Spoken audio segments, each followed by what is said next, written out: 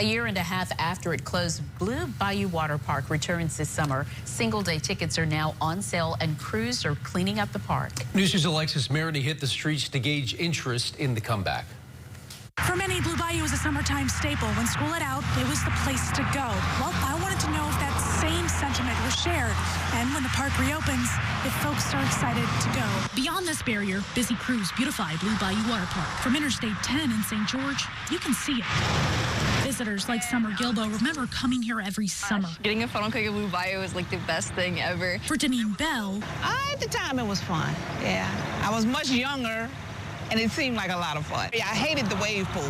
That was a little too much for me. the slides haven't changed much over the years, but the rest of the exterior has. Paint now faded, worn away by riders, sliders, and park enjoyers. Bell hopes new upgrades make a difference. But I hope it could, because it is an eyesore. A block down Highland Road over the train tracks.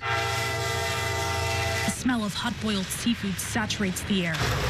Lily Sims and Maka Provost set up their food truck outside the Blue Bayou gates a couple of years ago. And I saw it, and I was like, oh, heck yeah, we're right by a water park. That excitement did not last long, as the pair realized the park appeared to be on its last legs. And it was just really sad. It was like kind of falling apart, and there were like tiny little crowds of people that first day. Blue Bayou closed in 2025. Then Leisure Sports, a Louisiana-based company, took over. The company also owns Gulf Islands Water Park in Gulfport, Mississippi. Now, the mayor of St. George says he's encouraged to see efforts to improve the facility.